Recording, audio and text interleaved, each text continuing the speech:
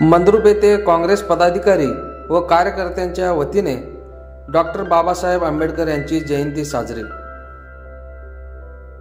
दक्षिण सोलापूर तालुक्यातील मंद्रुप येथे आर.के. फाउंडेशनच्या संपर्क कार्यालयात आज काँग्रेस पदाधिकारी व कार्यकर्त्यांनी महामानव डॉक्टर बाबासाहेब आंबेडकर यांची जयंती साजरी केली।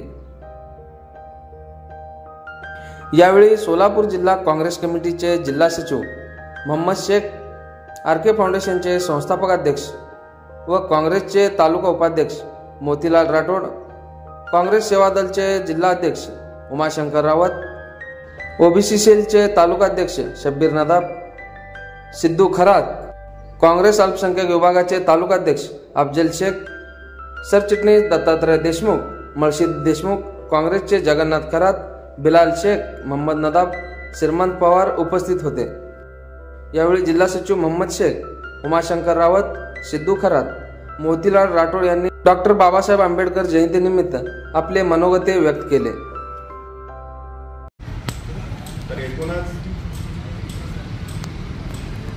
आपण पाहिलं 1947 पासून किंवा त्या आधीपासून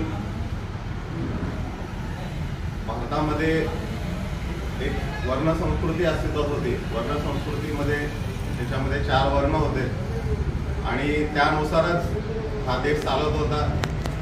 पण 1947 नंतर जेव्हा घटना लिहायला सुरुवात झाली व 1950 मध्ये घटना अंमलात आली, त्यावेळी भारत देशामध्ये एक उपेक्षित असा वर्ग होता, त्यांना मुख्य प्रवाहामध्ये शिक्षण असेल व इतर सोयी सुविधांमध्ये भाग घेता येत नव्हता।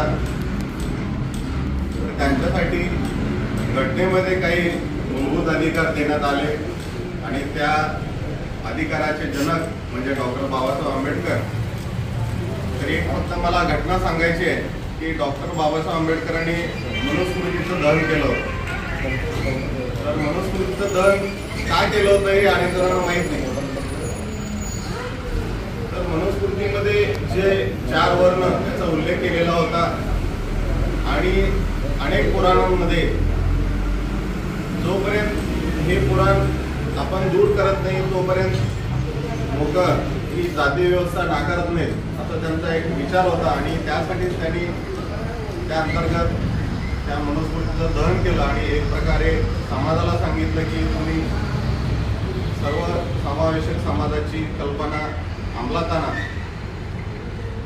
आणि दुसऱ्या बाजूला सांगायचं म्हणजे आज शिक्षणामध्ये अनेक सोयी सुविधा आहेत, अनेक पालकांना माहीत नसतात आणि ह्या ज्या सोयी सुविधा आहेत, आरक्षण जे दिलेलं आहे शिक्षणामध्ये असेल, नोकरीमध्ये असेल किंवा निवडणूक लढण्यामध्ये असेल, तर ह्या सर्वांचे जनक जे आहेत ते डॉक्टर बाबासाहेब आंबेडकर यांचे विचार नव्या पिढीला माहीत होणं गरजेचं आहे।